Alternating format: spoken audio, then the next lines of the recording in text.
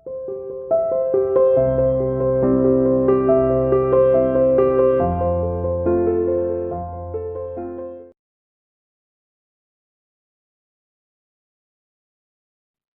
morning everyone. Welcome to CR International School. Today we will continue our chapter that is cell structure and function. इस chapter में हमने कल क्या पढ़ा था? जो सेल है उसके पार्ट्स के बारे में स्टडी किया था. पार्ट्स के बारे में भी क्या स्टडी किया था? सेल ऑर्गेनेल्स को स्टडी किया था हमने. ठीक है, कि कौन कौन से सेल ऑर्गेनेल्स होते हैं, उनका क्या फंक्शन होता है, वो कहाँ पे प्रेजेंट होते हैं, इन सबको हमने स्टडी कर लिया था.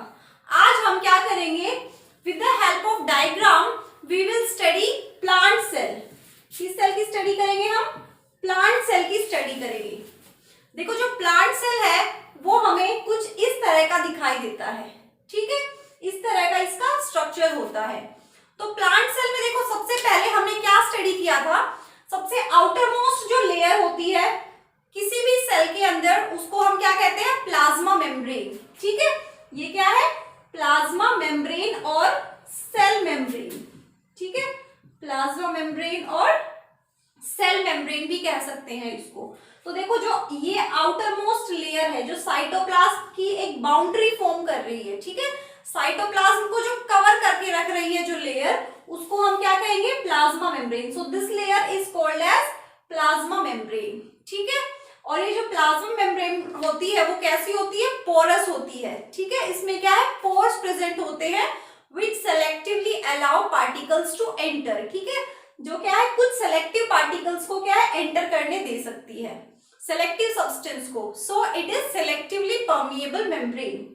अब देखो, अगर हम प्लांट सेल की बात करते हैं तो प्लांट सेल में प्लाज्मा मेम्ब्रेन के साथ साथ एक अदर मेम्ब्रेन प्रेजेंट होती है, एक other outer most layer present होती है, जिसको हम क्या कहते हैं?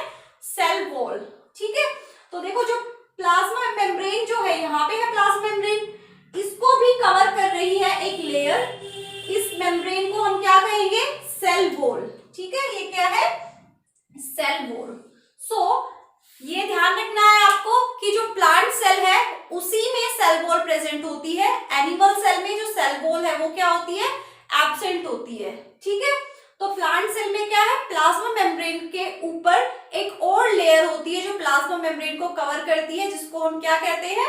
सेल वॉल कहते हैं. ठीक है, उसके बाद देखो, सेल वॉल, प्लाज्मा मेम्ब्रेन, इन सब के फंक्शंस को थ्योरेटिकली हम स्टडी कर चुके हैं. अब हम डायग्राम से इसको क्या कर देते हैं? समझने की कोशिश करते हैं कि कौन से सेल ऑर्गेनेल्स कहाँ पे प्रेजेंट होते हैं. ठीक है, इसकी हम स्टडी करेंगे. अब देखो, प्लाज्मा मेम्ब्रेन हमने स्टडी कर लिया, सेल वॉल स्टडी कर लिया. उसके बाद मैंने क्या बताया था कि जो प्लांट सेल है उसके अंदर साइटोप्लाज्म प्रेजेंट होता है. ठीक है, प्लांट सेल है, ठीक है, या एनिमल सेल है, तो जो प्लाज्मा मेम्ब्रेन के अंदर का स्ट्रक्चर होता है that is filled with a fluid. ठीक है, इस पूरे स्ट्रक्चर के अंदर क्या है? एक फ्लूइड फील्ड होता है, और उस लिक्विड को, जेली लाइक सब्सटेंस को हम क्या कहते हैं? We call it cytoplasm. ठीक है, हम क्या कहेंगे इसको? साइटोप्लाज्म. तो जो भी इसमें फ्लूइड भरा हुआ है पूरा का पूरा, उसको हम क्या कहते हैं? साइटोप्लाज्म. ठीक है, और इस साइटोप्लाज्म के अंदर ही क्या है? सारे के सारे जो सेल ऑर्गेनेल्स है वो प्रेजेंट होते हैं. अब वन बाय वन हम सभी सेल ऑर्गेनेल्स की क्या करेंगे? स्टडी करेंगे. अब देखो, साइटोप्लाज्म के अंदर सबसे पहले हम क्या देखते हैं? न्यूक्लियस.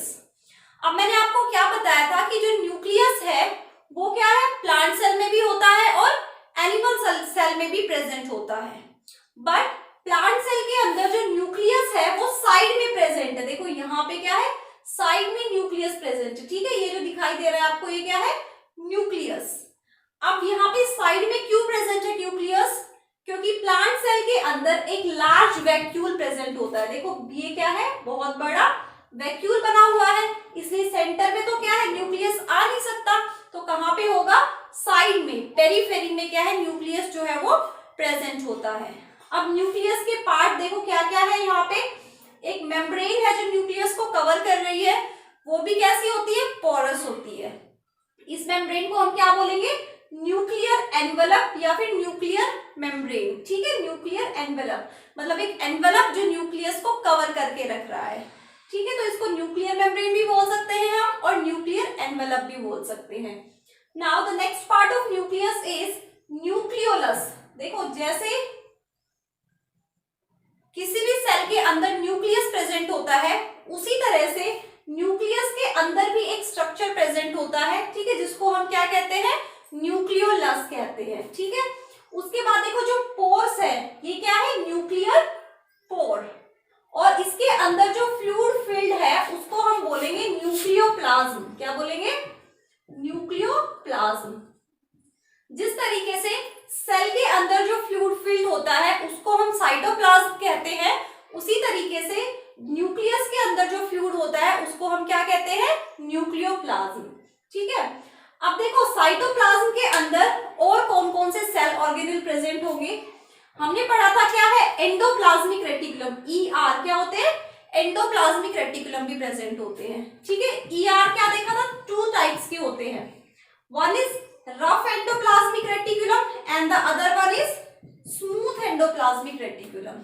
ठीक है, अब देखो जो रफ एंडोप्लाज्मिक रेटिकुलम है उनके सरफेस के ऊपर क्या प्रेजेंट था, राइबोसोम्स। ठीक है, तो यहां पे देखो क्या है, दीज आर एंडोप्लाज्मिक रेटिकुलम, और इनके सरफेस पे क्या प्रेजेंट है, राइबोसोम्स प्रेजेंट है, तो इसको हम क्या बोलेंगे, रफ एंडोप्लाज्मिक रेटिकुलम। ठीक है, तो ये क्या है, रफ एंडोप्लाज्मिक रेटिकुलम। इसी तरह से एंडोप्लाज्मिक रेटिकुलम देखो यहाँ पे आपको दिखाई दे रहा है, इसके सरफेस पे कोई भी राइबोसोम नहीं है, तो इसको हम क्या कहेंगे, स्मूथ एंडोप्लाज्मिक रेटिकुलम, क्योंकि इसका सरफेस रफ हो गया है और इसका सरफेस स्मूथ है। ठीक है, और क्या प्रेजेंट है यहाँ पे देखो, माइटोकॉन्ड्रिया, ये जो आपको दिखाई दे रहे हैं इस तरह के स्ट्रक्चर, ये क्या है, माइटोकॉन्ड्रिया। माइटोकॉन्ड्रिया क्या होते हैं, power house of the cell, जो हमें क्या करते हैं, हमें नहीं, यहाँ पे प्लांट सेल की बात कर रहे हैं, तो प्लांट को क्या प्रोवाइड कर रहे हैं, जो एनर्जी प्रोवाइड करते हैं, क्योंकि माइटोकॉन्ड्रिया का वर्क ही क्या होता है, to provide energy. So mitochondria are called as power house of the cells. Now the next cell organelle is Golgi bodies. देखो गोल्जी बॉडीज है, इस तरह से ट्यूबुलर फॉर्म में क्या है, प्रेजेंट है। ठीक है, अब जो गोल्जी बॉडीज है उनको हम प्लांट सेल में डिक्टियोसोम्स भी कहते हैं। क्या कहते हैं, डिक्टियोसोम्स। तो दीज आर गोल्जी बॉडीज।